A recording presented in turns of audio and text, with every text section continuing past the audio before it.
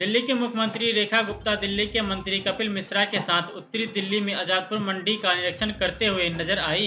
मुख्यमंत्री रेखा गुप्ता ने कहा, दिल्ली की सभी मंडियों की हालत इतनी खराब है क्योंकि पिछले 10 से 15 सालों में इन मंडियों में कोई काम नहीं हुआ है। यहाँ सफाई, सड़क सुरक्षा व्यवस्था को लेकर इतनी समस्याएं हैं, जबकि सैकड़ों लोग यहाँ काम कर रहे हैं।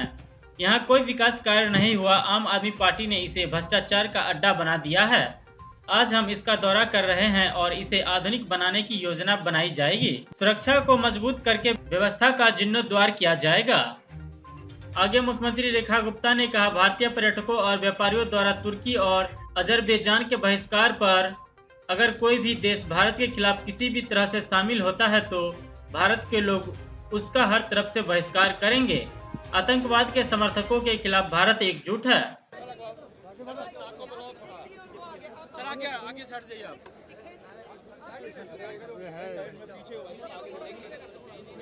थोड़ा पीछे तकाओ सर, थोड़ा तकाओ पीछे तकाओ, थोड़ा पीछे तकाओ इनको, और पीछे करो, थोड़ा और पीछे करो, मैडम प्लीज थोड़ा करो पीछे। सभी मंडियों का इतना बुरा हाल है कि पिछले 10-15 सालों में इन मंडियों में किसी भी प्रकार का कोई कार्य हुआ नहीं है। आज हम जब स्वयं आकर के यहाँ देखते हैं कितनी बुरी हालत यहाँ सड़कों की है, सफाई व्यवस्था की, सिक्योरिटी की, कोई भी प्रकार की सुविधा लोगों को यहाँ है नहीं, जबकि हजारों मजदूर और सैकड़ों ट्रेडर यहाँ काम करते हैं। जनता से जुड़ा हुआ विषय है और सैकड़ों ट्रक रोजाना यहाँ मूवमेंट करते हैं। लोगों का खाद्य पदार्थ यहाँ आते हैं, फल सब्जियां, और उस सब काम के बीच में एक तरह से ये मंडियां कूड़ा घर बनी हुई है। जो व्यवस्थाएं पिछली आम आदमी पार्टी के सरकार में थी, मैं समझ पा रही हूँ कि एक भी विकास का कार्य इन मंडियों में हुआ नहीं। करप्शन का सबसे बड़ा अड्डा ये मंडियों को बना के रखा। चाहे वो उनके मंत्री थे, चाहे वो उनके चेयरमैन रहे, उन्होंने किसी भी प्रकार से ना व्यापारियों की सुध ली, ना मजदूरों की सुध ली, ना यहाँ व्यवस्थाओं को समझा। आज हम यहाँ का दौरा कर रहे हैं, सभी अधिकारी साथ में हैं और पूरी तरीके से इन मंडियों का मॉडर्नाइजेशन, इसका प्लान बनेगा। यहाँ की सफाई व्यवस्था दुरुस्त हो, यहाँ की सड़कें, यहाँ का मेंटेनेंस, यहाँ के शौचालय, वो सारे के सारे लाइनअप किए जाएंगे।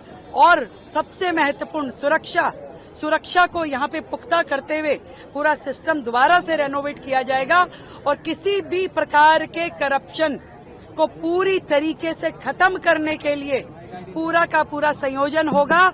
नई टीम बनेगी, नए लोग अपॉइंट होंगे और पूरा का पूरा मंडियों को सुचारू रूप से चलाने के लिए काम किया जाएगा। हमारे मंत्री जी स्वयं इस सारे कार्य को देख रहे हैं और पूरी तरीके से हर मंडी के लिए करेंगे। यहाँ से तो हमने शुरुआत की है, आज सभी व्यापारियों से मिलकर, मजदूरों से मिलकर उनकी समस्याएं सुन रहे हैं, पर सच में दयनीय स्थिति है। जो बात बड़ी करने वाले, दिल्ली को विकास और लंदन पेरिस बनाने की बात करने वाले इस मंडी पे खड़े होकर के इसको स्मेल करना भी अपने आप में एक बहुत भयानक एक्सपीरियंस है। तो मैं ये समझती हूँ कि इन मंडियों के पूरे जीर्णोद्धार की आवश्यकता है। कारोबारी हैं टर्की वाले जो उनका बॉयकॉट कर रहे हैं, आपको लगता है? बिल्कुल सही है।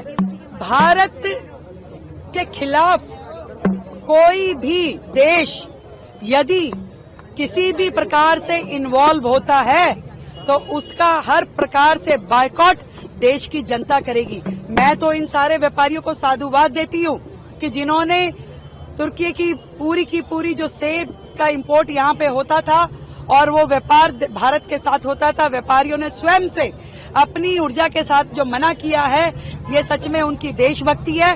भारत एकजुट है, एक मत है और किसी भी ऐसे देश जो आतंकवादियों के आका हैं उनको सपोर्ट नहीं किया जाएगा। उनसे व्यापार बंद, वार्ता बंद, संबंध बंद। एजुकेशनल इंस्टीट्यूट है मैम, उन्होंने भी अपना MOU कैंसिल कर दिया। Jawaharlal Nehru university 100% walkout, 100% cutout होना चाहिए ऐसे सभी देशों से जो हमारे देश के अंदर आतंकवाद को सपोर्ट करेंगे। धन्यवाद।